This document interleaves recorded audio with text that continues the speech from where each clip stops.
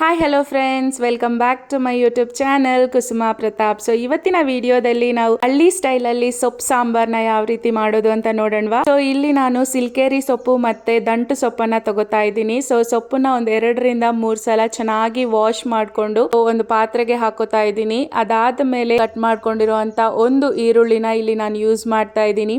ಬಿಡಿಸಿ ಎತ್ತಿಟ್ಕೊಂಡಿರುವಂತ ಬೆಳ್ಳುಳ್ಳಿ, 2 ಟೊಮ್ಯಾಟೋನ ನಾನು ಇಲ್ಲಿ ತಗೋತಾ ಇದ್ದೀನಿ. ನಾನು ಸಣ್ಣ ಸೈಜ್ ಟೊಮ್ಯಾಟೊ ಆಗಿರೋದ್ರಿಂದ 2 ಟೊಮ್ಯಾಟೊ ಯೂಸ್ ಮಾಡ್ತಾ ಇದ್ದೀನಿ.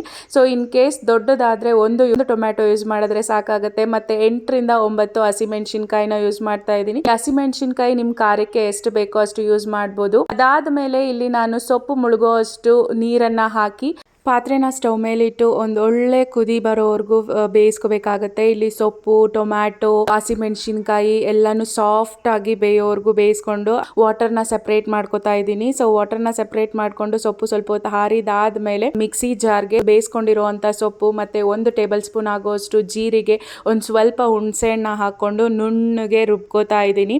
ರುಬ್ಬಿರೋಂಥ ಮಿಶ್ರಣನ ಸೈಡ್ಗೆ ಎತ್ತಿಟ್ಕೊಳ್ಳಿ. ಇಲ್ಲಿ ನಾವು ಸಾಂಬಾರ್ಗೆ ಸ್ವಲ್ಪ ನುಣ್ಣಗೆ ರುಬ್ಕೊಂಡ್ರೇನೆ ಚೆನ್ನಾಗಿರುತ್ತೆ. ಸೊ ಅದಾದ್ಮೇಲೆ ಸ್ಟವ್ ಮೇಲೆ ಒಂದು ಪಾತ್ರೆ ಇಟ್ಟು ಅದಕ್ಕೆ 1 ಟೇಬಲ್ ಸ್ಪೂನ್ ಆಗೋಷ್ಟು ಎಣ್ಣೆ, ಒಂದು ಸ್ವಲ್ಪ ಸಾಸಿವೆ, ಸ್ವಲ್ಪ ಕರಿಬೇವಿನ ಸೊಪ್ಪು ಹಾಕಿ ಚಟಪಟ ಅಂತ ಸಿಡ್ದಿದಾದ್ಮೇಲೆ ನಾನು ಇಲ್ಲಿ ಆಲ್ರೆಡಿ ರುಬ್ಕೊಂಡಿರುವಂತ ಸೊಪ್ಪನ್ನ ಹಾಕಿ ಚೆನ್ನಾಗಿ ಒಂದು ಒಳ್ಳೆ ಮಿಕ್ಸ್ ಕೊಡ್ತಾ ಇದ್ದೀನಿ. ಸೊ ಇಲ್ಲಿ ಸ್ವಲ್ಪ ವಾಟರ್ನು ಸಹ ಸೇರಿಸ್ಕೋಬಹುದು.